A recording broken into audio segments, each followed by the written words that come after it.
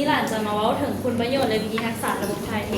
วิธีการรักษาระบบถ่ายเทของเราอย่างที่1แมนดื่มน้ำให้เหมาะสมตามปริมาณที่ร่างกายต้องการนอนหลับพักผ่อนให้เหมาะสมตามช่วงวัยอายุเพราะว่าในเวลาที่เรานอนหลับร่างกายมันจะไปซ่อมแซมระบบต่างๆในร่างกายสบายดีอาจารย์โมเคยทักใครทุกคนวันนี้พวกเราในหนึ่งจะมานำเสนอบทเรียนในหัวข้อที่มีชื่อว่าระบบการถ่ายเท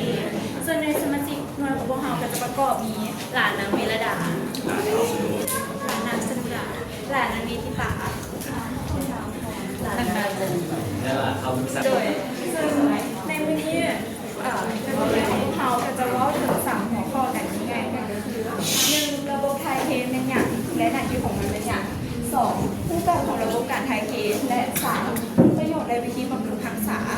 ซึ่งก่อนอื่นพวกเราจะต้องมาพูดกันก่อนว่าระบบการถ่ายเทนี่หมายถึงอย่างระบบการถ่ายเทนี่หมายถึงการจัดการของเสียหรือค่าเศษหรือออกจากร่างกายจุลในร่างกายจะเกิดการเผาไหม้เพื่อผลิตออกมาเป็นพลังและเพื่อควบคุมปริมาณน้ำและความสมดุลต่างๆในร่างกายโดยผ่านวิธีการต่างๆไม่ว่าจะเป็นการหายใจเหงื่อปัสสาวะและการอาจมซึ่งในหัวข้อต่อไปนี้พวกเราจะเล่าถึงรูปแบบการต่างๆของระบบการถ่ายเททีนี้จะมาเล่าถึงการถ่ายเทของเสียพันธุ์มากขนาดของน้องจะมี2ข้างคือข้างซ้ายกับข้างขวาคือข้างหลังข้างซ้ายจะอยู่สู่ตัวข้างขวาแล้วมาโมดและควบคุม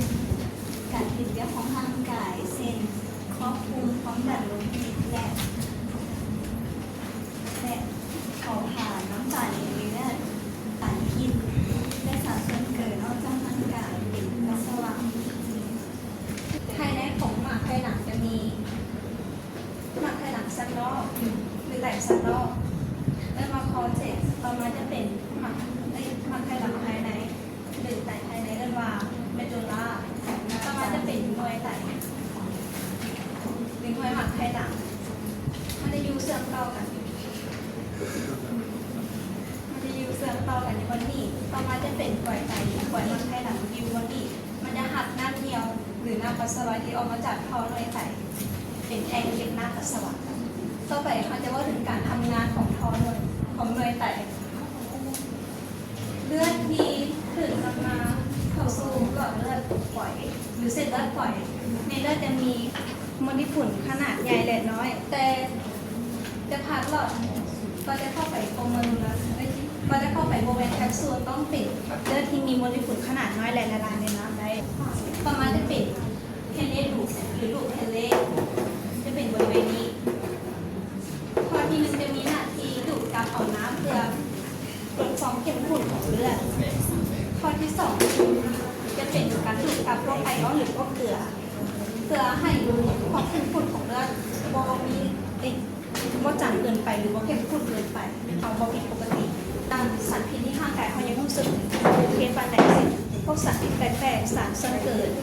พวกยาพวกของเสียต่างๆมันจะมีการปล่อยสารส่วนเกินเช่น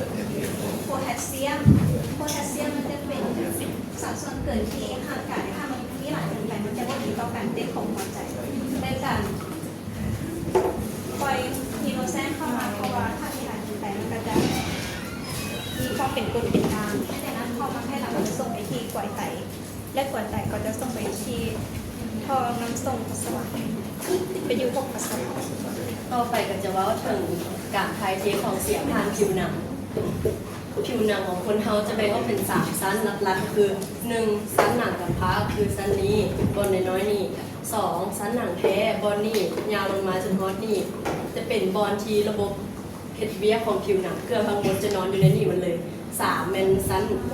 ไขมันก็คือส่วนนี้ลงมาจะเป็นชั้นในสุดระบบขับถ่ายของผิวหนังส่วนหลักๆเลยก็จะมีขับถ่ายเหงื่อไขมันต่อมเหงื่อจะอยู่นี่มันจะมีลักษณะเป็นคดๆเกี้ยวๆแล้วก็มีท่อทรงนำขึ้นมาออกว่าชั้นหนังกำพร้าภายในต่อมเหงื่อจะมีนาติออมแล้วก็กอผสมกันจะได้เกลือแล้วส่วนประกอบหลักๆของเหงื่อจะมีน้ำ 99% แล้วก็ต่อมเหงื่อจะถูกควบคุมโดยระบบประสาทอัตโนมัติซึ่งสมองส่วนที่ชื่อว่าไฮโปทาลามัสมันจะไปค วจสอบว่าร่างกายเราร้อนเครียดเมื่อยหรือว่าตื่นเต้นตอนใดถ้าสมมติว่าเป็นตอนใดมันสิไปส่งบอกให้ระบบประสาทอัตโนมัติรับรู้แล้วไปกระตุ้นต่อมเหงื่อให้ต่อมเหงื่อเฮ็ดเวียกต่อมเหงื่อประกอบมี2ประเภทหลักก็คือ1ต่อมเหงื่อเอกฟีนต่อมเหงื่อเอกฟีนจะเป็นต่อมเหงื่อหลักของร่างกายเป็นต่อมเหงื่อที่มีทั่วร่างกายเลย มันจะบ่มีกลิ่นแล้วแต่ว่าบางบอนจะบ่มีก็คือบอนหิมศพบอนเล็บมือเล็บตีนมันเฮ็ดหน้าที่หลักก็คือระบายความร้อนแล้วก็ควบคุมอุณหภูมิของร่างกายเวลาที่เหงื่อเขาไหลออกมาความร้อนของร่างกายจะระเหยเหงื่อออกเฮ็ดให้ร่างกายเย็นลงมันจะมีขนาดน้อย แต่ว่ามีจำนวนหลาย2-5 ล้านต่อมในร่างกายต่อมาต่อมที่2ต่อมเอโคฟินต่อมเอโคฟินจะเป็นต่อมที่มีขนาดใหญ่กว่าต่อมเอกฟินพอต่อมนี้มันจะเป็นต่อมเหงื่อพิเศษเฮ็ดเวียกในช่วงวัยรุ่นส่วนประกอบของมันคล้ายๆกับต่อมเหงื่อเอกฟินแต่ว่ามันจะต่างกันตรงที่ว่ามีโปรตีนและก็ไขมันและก็สารอินทรีย์ต่างๆและสารอินทรีย์พวกนี้มันจะเป็นสาเหตุที่ให้เฮามีกลิ่นโตเวลาที่เหงื่อออกมาเพราะว่าเวลาเหงื่อออกแบคทีเรียที่อยู่ผิวหนังมันจะไปย่อยสารพวกนี้เฮ็ดให้มีกลิ่นแต่ว่าต่อมนี้มันจะมีแค่เฉพาะบางบอนในร่างกายคือขี้แห้แล้วก็อ้อมหัวดมต่อมนี้มันจะส่งออกผ่านท่อไปหาออกทางหูขุ่นๆซึ่งต่างจากต่อมเอกฟีนที่ส่งออกผ่านหูเหงื่อโดยเฉพาะนอกจากจะขับเหงื่อแล้วหลักๆเลยก็คือขับไขมันภายในต่อมไขมันมันจะขับออกมาคล้ายๆกับต่อมเอโคฟินก็คือขับออกมาจากทางหูขุ่นๆและขึ้นไปทางหูขุ่นๆจะมาสิต่างกันบอนที่ว่าต่อมเอโคฟินบอลส่วนนี้สมมุติว่าอันนี้มันจะเป็นลูกองุ่นลูกหนึ่ง